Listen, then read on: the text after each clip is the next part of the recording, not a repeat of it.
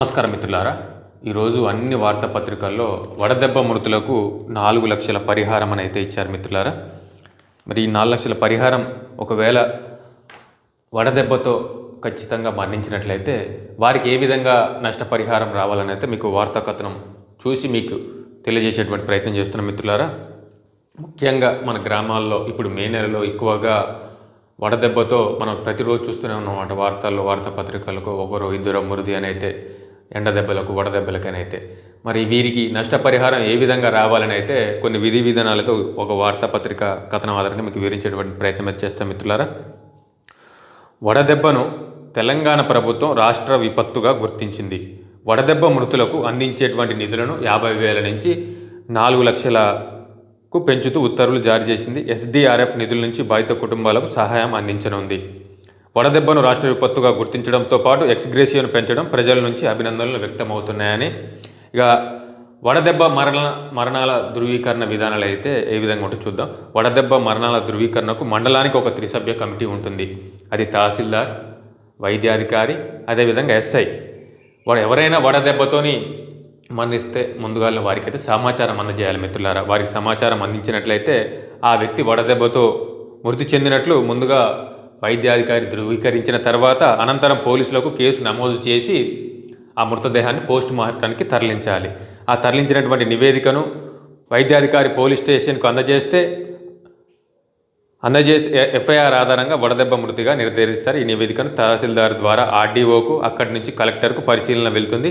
Collector ఆ నివేదికను పరిశీలించిన తర్వాత పరిహారాన్ని బాధిత కుటుంబానికి విడుదల చేస్తారు. పోస్ట్ మార్టం మాత్రం తప్పనిసరి. వడదెబ్బతో మరణిస్తే తప్పనిసరిగా పోస్ట్ మార్టం నిర్వహించాలి. కేసు లేకుండా, పోస్ట్ మార్టం లేకుండా ఎలాంటి పథకం వర్తించదు.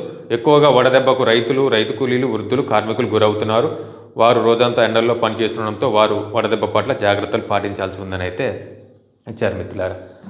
ముఖ్యంగా ఎవరైతే గ్రామాల్లో మన చుట్టుపక్కల మనకు తెలిసినటువంటి వారైనా, మిత్రులైనా, ఎవరైనా సరే వడదెబ్బతో మరణించినట్లయితే ఫస్ట్ మనం వైద్యాధికారి తర్వాత సంప్రదించి ఆ వైద్యాధికారి దాన్ని వడదెబ్బతో మృతి చెందినటువంటి నిర్ధారించిన తర్వాత మనకు పోలీస్ స్టేషన్లో కేసు నమోదు చేస్తే వాళ్ళు పోస్ట్ మార్టం తరలించిన తర్వాత ఆ పోస్ట్ మార్టం రిపోర్టు ఆ వైద్యాధికారికి మనకి ఇస్తే అక్కడి నుంచి తహసీల్దార్ నుంచి RDOకి, అక్కడి నుంచి కలెక్టర్కి వెళ్ళిన తర్వాత మన కుటుంబానికి నష్టపరిహారం అందజేస్తారు మిత్రులారా. ఖచ్చితంగా ఎవరైనా సరే వడదెబ్బతో మరణిస్తే, ఎండదెబ్బతో మరణిస్తే ఖచ్చితంగా నేను చెప్పినటువంటి ఇవి పాటించి ఆ కుటుంబానికి అంతో ఇంతో ఆర్థిక సహాయం అందితే ఎంతో కొంత ఆ కుటుంబానికి అయితే ఆర్థికంగా భరోసా, ఎంతో కొంత పోయిన ప్రాణం అయితే తిరిగి రాదు కాబట్టి లబ్ధి చేకూరుకునే అవకాశం ఉంది మిత్రులారా.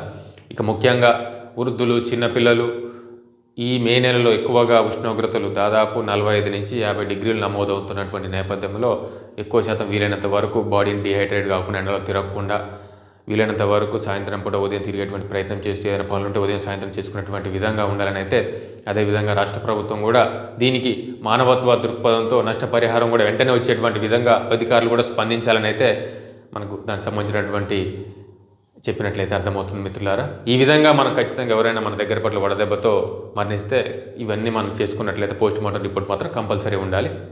దాని వైద్యాధికారి, పోలీసు అధికారులు సంప్రదించి ఆ పోస్ట్ మార్టం తీసుకొని అక్కడ నుంచి MRO నుంచి RDO నుంచి కలెక్టర్కి అయితే నివేదిక చేసుకొని ఆ బాధిత కుటుంబానికి నష్టపరిహారం వచ్చేటువంటి విధంగా స్థానిక ప్రజాప్రతినిధులైన, స్థానికంగా ఉన్నటువంటి ఎవరైనా సరే ప్రయత్నించేటువంటి విధంగా ఉండాలని మనస్ఫూర్తిగా కోరుకుంటూ మీ రాజబహదూర్ రెడ్డి.